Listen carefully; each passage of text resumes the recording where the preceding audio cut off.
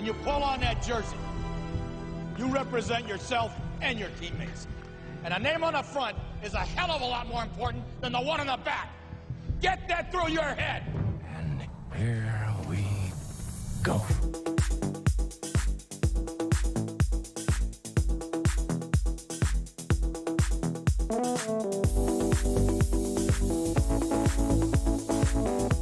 And it is no good. He missed it. Are you kidding me? The season can't end like that.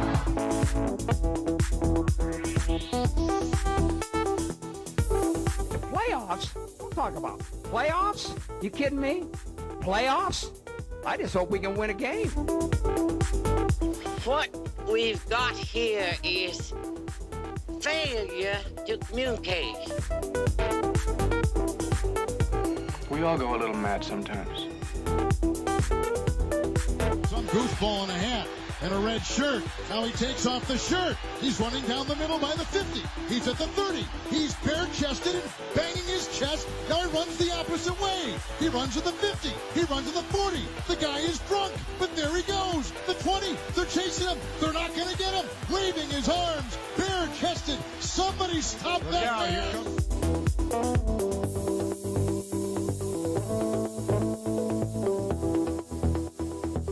Good evening, ladies and gentlemen. My name is Tyler Falk, host of the program otherwise known as NETMA. It's the final regular show of the week, final regular show of season 18, we're going to call it. The off-season that was, the signings, the relocations, the expansion teams, all that is done and dusted. No longer do we have to wonder what the full rosters are going to look like for opening day. We've got them all covered. Every single signing that was ever going to take place before day one has happened. No longer are rookies able to sign contracts, and so unfortunately, that means for the likes of the following people, that means, well, maybe they have to sign a lower contract if they still want to play this season in the pros. But San Diego, unfortunately, unable to go, will not be able to have the services of Frankie Lindcuster and Aaron Wicker, cornerback and strong safety. Frankie Custer for Seattle, Kevin Smoker and Lachlan Martin. Also unable to meet the deadline for signing their rookie contracts. So that just puts everything together. Every single roster is now finalized from top to bottom. So Arizona didn't change a whole lot. 3 new signees, Tilly, Lawless, Lloyd. Couple of new signees for the Swarm. Fenimore jumping over along with Warren, Bonar, and Hardaway jumping into the draft for Atlanta. If you want to take a look at what I'm looking at right now, aka the season 18 through 19 off-season hub, you can go ahead and check that out in the NETMA server on Discord. Link to that is in the description down below. It'll also be in a channel in that channel, or in that server, I should say, season 18-19 off-season. It'll be tabbed or pinned in the pinned tabs location to go ahead and jump in and take a look along with everybody else. If you want to take a look at what happened during the entirety of the offseason, some news, the draft, free agency, what the teams looked like last year, and of course, the official, all the official signings we're talking about right now and where everybody stands in terms of cap as well. So Baltimore, of course, being stereotypical, not really doing too much. They bring in DJ Bandit over from Atlanta. Carolina bring a few new faces over, and most notably Suna Nakai and the Caudills. Skippy Curtis is their one and only draftee, so I think they did a pretty good job with their draft getting Skippy, one of the most outspoken, underspoken picks in the draft. She likes to talk a whole lot, and I think the league is better for having Skippy in the league. On to Charleston, D.C., Denver, Florida. We've talked about Charleston a little bit. Brand new wide receiving core, Storm, Ochoa, and Reed, along with a lot of defensive free agency signings. Singletary will back up the middle linebacker Kevin Brackett as more of an understudy as he begins his development for the Predators. D.C. had some rookies on offense, but fills out their defense with some free agents. Denver with a whole lot of defensive rookies this season. That'll be really interesting to see how they come And to the party with all that, Florida has a couple of new additions on offense. Ron Haynes at tight end, Caden Poirier at offensive line. And something that was brought to my attention by Alessandro Tamayello is that there's a little bit of a discrepancy in terms of Caden's official contract. According to the contract page, he signed a 51.04, which would put Florida's cap to 1,800. But as you see here, the current cap is at 1,799.25 due to the fact that according to the team rosters page, Poirier's contract is listed where it is here on the Storm. So in case you're still kind of confused on what I'm looking at as far as the official contracts, I've gotten bit in the butt a couple of times last season going with the contracts page on the portal. And so I just went with the team rosters page because that's the same roster that all the coaches are going to use and what the league uses for the official rosters in game day. So according to the team rosters page, Poirier's official contract reads as a 50.29. Other than that, no noticeable change for Florida besides 2 free agents and 2 draftees. On to the Toros, Headhunters, Kings, and Fury. 3 new rookies for Fort Worth, Burks, Rieger, and James all joining the party, along with Luther Gunn and Doug Day, signing from Louisiana and Houston, respectively, or Doug Day, I should say, back when he was a strong safety and not known as Dougie Day, he was a strong safety for Louisiana. So Fort Worth trying to maybe pick up a little bit of revolution. The Headhunters, meanwhile, they sign a little bit everywhere else. Probably the biggest signing for the Headhunters, I would have to say, would be Isabella Blackwell at free safety. That's going to be a huge boost to the defensive back core for them, adding a lot of veteran talent, even at a lower cost than those around him in the division. Over to Jacksonville, Jordan Sipe takes over for Marcus Dunhill for the quarterback. Azariah Wade will jump over as well, and wide receiver Joel Harmon at tight end, and a few others jumping in as well. They do have 1 forfeited pick, along with Denver also having 1, and we'll get to the other 6 in just a moment. Las Vegas, host of the SFL convention here in about less than 2 weeks' time. Willie Traver Jr. signs, along with Michael Rui, 2 Lincoln teammates will stay teammates for the Fury. On to London Lone Star and Louisiana, Terrence Weary, Wallace de Moranville, and Demetrius Farmer, all the new folks over in London. Lone Star has a few new faces. B. Robo, Garrison Blue from Louisiana, Stephen Follows, and Jeff Spicoli round out the defense as far as the draftees go. Can't forget Rain Rie and Matt Fennick jumping in the fold as well. Los Angeles has a new GM along with a brand new running back. Logan Jack comes over from Carolina. They grab John Nevels, Chad Stinson from Carolina, and Shea Carroll comes on over, and Jamarcus Candy is their only draftee. Lyric Da Vinci jumps ship from Charleston, joins Louisiana, along with JMS, John Michael Sudduth from the championship winning Baltimore Vultures. It'd be good to have John Michael Sudduth in the fold, along with his agent, so-called, in Ethan Muslin, joining the fold as well. Neil Rivers and Rego De Niro are the 2 draftees for the Revolution. Mexico City, who I thought had one of the better, in fact, this is a good group of teams that I think had really good drafts. Mexico City, Terrell Cooper, Blaylock, and Fowler, all really good pickups for Mexico City, along with grabbing Bernard Patterson in the free agency market. Motor City, I think, had one of the best, or maybe the best draft in terms of their scheme fit, in terms of what they're trying to do over there in Detroit. We talked to Drew Reilly and Shane Kaufman yesterday on that show. You can check that out here on at my YouTube channel. Baloo Scott, Azani Miata, is a fullback convert to tight end. They also grabbed Kanan Colony, Lane Barney, and Ty White in the draft as well. Cyrus Jive is the new man under center for the Fleet.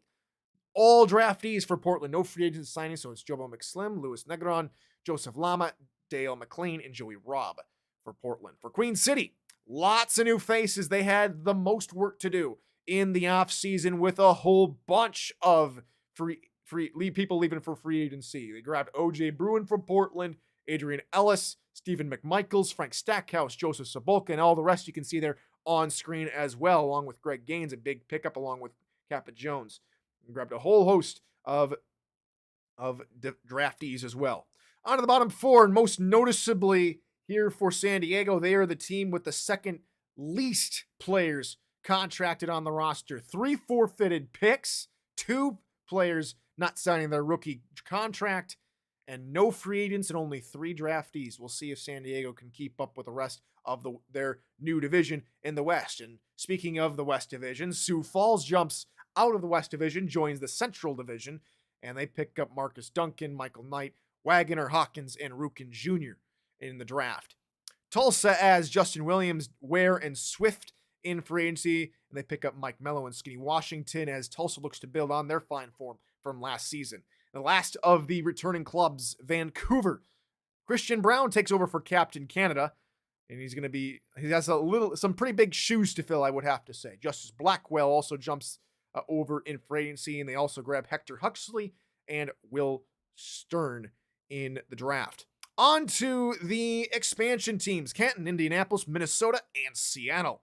Canton was the only expansion team and the only expansion team in recent memory to not have a single draftee. They got all 23 of their folks to join before free agency closed out. So it was a huge accomplishment for Canton, and I think and the momentum continues for the Classics. Indianapolis, they have a couple of draftees, a whole host of free agents as you would expect. 1 forfeited pick for the Ramblers at the fullback spot. Minnesota has a couple of huge names to take a look at. One, Mississippi leads the linebacking core alongside Raven and Lovelace. That's a really nice core. I think they've got. I want to say that Mississippi is one of the more underrated linebackers in the league. As we move on to Seattle, they finally got Trellis Blanton to sign a contract within hours of the deadline. So they have their quarterback for the future, hopefully. And alongside Jalen Wells and a whole host of other names, you can check this page out and a whole lot more in the NETMA server on Discord. Link to that is down below. If you want to take a look at everything official from the league, you can go down below. There's also a link to the SFL YouTube page and the official SFL website. So now, folks, it's just about time to start talking season 19. It's time to finally start deep diving, looking deeper into what we're going to probably expect, maybe make some predictions, maybe a 2-10 prediction here and there, but that all starts somewhere. Last season, I had a show called the SFL Content Creators Roundtable. This season, I want to do the same thing, maybe live at the convention if we can get something set up with those folks that want to be, that are going to be there at the convention. We can possibly set something up. I don't know if it'll be anything official, so it'll probably have to be something where we find a spot and just do it, record it, post it at some point. But that all starts with making accurate predictions.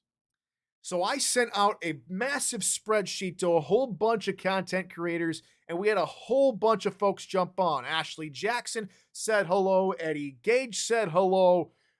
We had Nelson Lozano on the show. We had a few folks from Simpod, a content creator group that was with us at the beginning of the season. They were also at the convention in Houston. We had a whole bunch of people, and I want to see a whole lot of people on that show too at some point.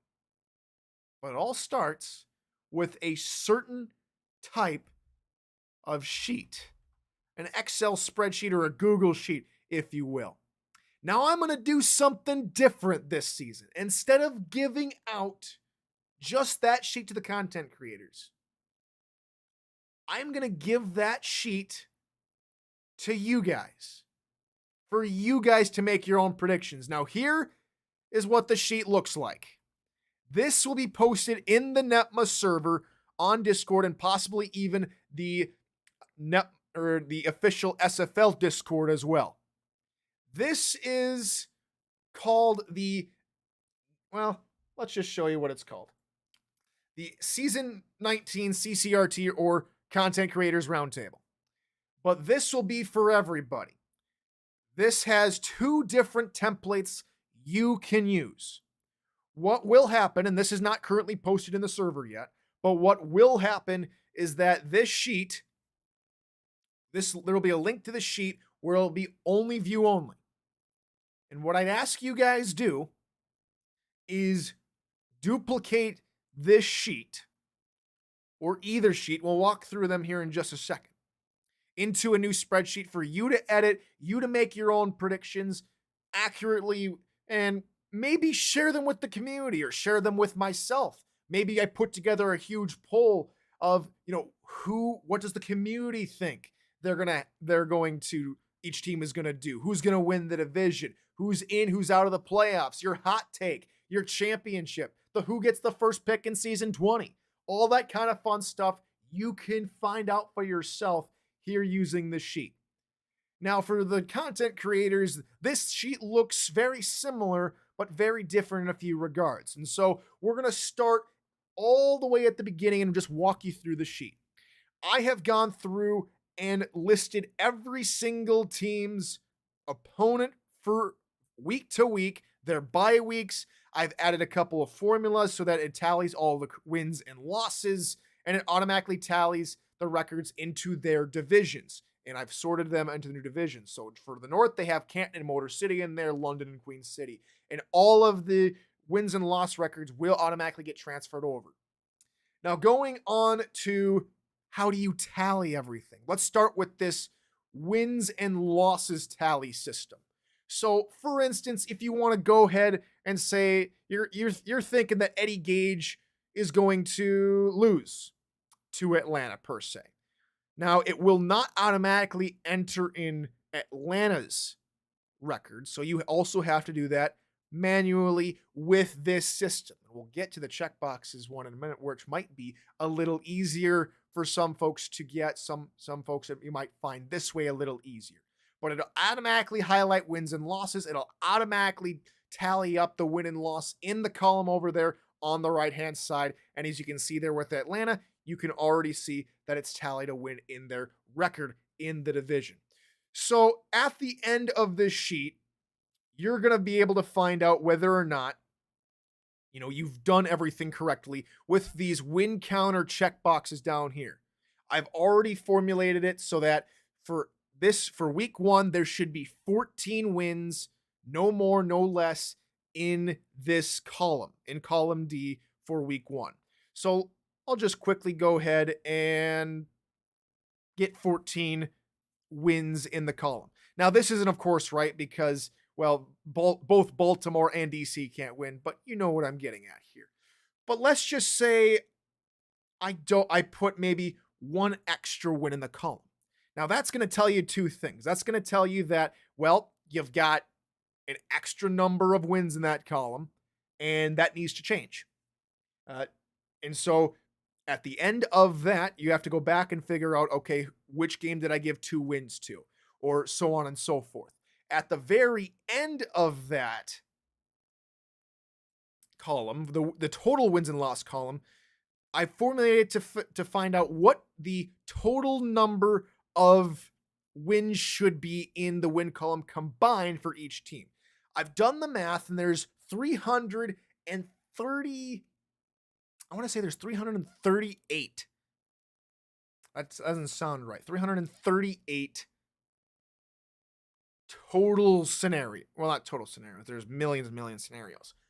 Regardless, there's 164 different, or there should be at most 164 wins in that column and 164 losses in the loss column. And so if that number is out of whack, then you probably haven't given a certain team a win, more than likely because you would already have found out whether or not you have gotten your total number of wins correct in case you don't have them all green down below.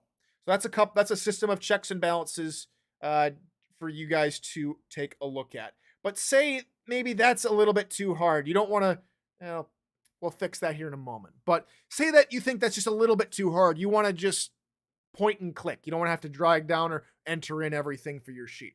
Well, here's a template with some check boxes. Every single game that needs a record has already been marked with a loss, so-called. So you already see all the way over there on the right, every team has 12 losses. And no, not all the teams are going to go 0-12. This isn't a shot at every single team and, you know, all that kind of fun stuff, right? No, it's just how the formula works with this. Maybe this is easier for you guys or for some of you, but say, let's just go back to the Atlanta-Arizona game. Say you think Eddie's going to win. That's automatically going to tally as a win, and that's going to also notate in the win column for both Arizona and I should say Atlanta, but Atlanta doesn't get a win, so they're still at 0-12.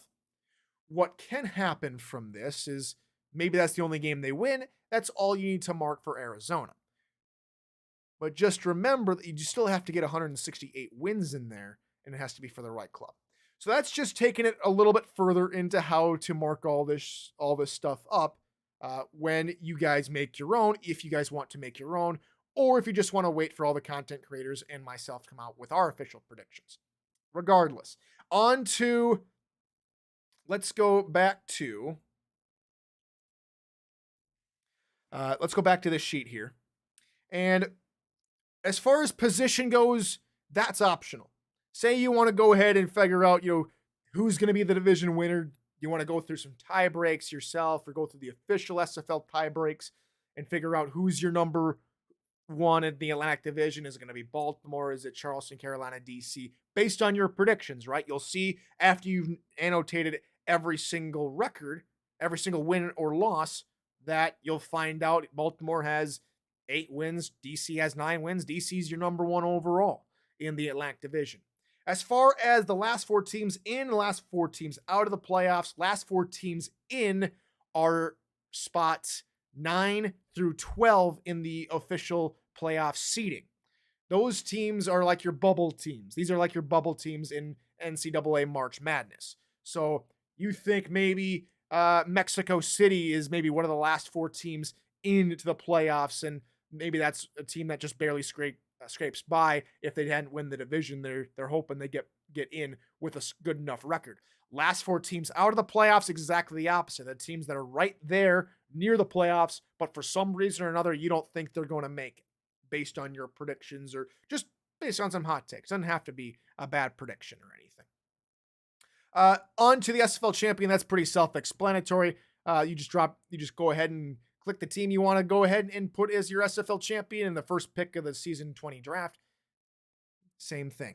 Go ahead and drop down, put it in there. The 2 boxes underneath hot take and which game event show you're most excited for in season 19. Those are open book. You can go ahead and type in there however you want in those boxes. But that is how I had the content creators make their predictions last season. That's how I've been making my predictions last couple of seasons. And so it's now your turn if you would want to go ahead and make some accurate predictions based on every single game. If you don't know if there'll be a prize, maybe you get a flat cap from me if you get a 100% prediction out of that. You probably need some more, but I'm not sponsored or anything. I'm not made of money, so I can't give you anything too much of value. But we'll figure out something if you get a 100% prediction with that. So that is how the show is going to wrap up for this week for season 18. I want to remind everybody that tomorrow here on NETMA, it'll be a different style of programming. It'll be a preseason game between the Louisiana Revolution and the Canton Classics right here on NETMA, as the Revolution and the Classics, and then all of you get set for season 19 with some preseason football. And folks, that is going to do it for us here on the show. And so we will see you tomorrow for Louisiana and Classic football tomorrow as we get ramped up for the season 19, which will kick off just under 2 weeks' time in Las Vegas, Nevada. And we hope to see you at the convention, and we hope to see you next week when we finally break down season 19 in detail. So until then, folks, good morning, good afternoon, and good night.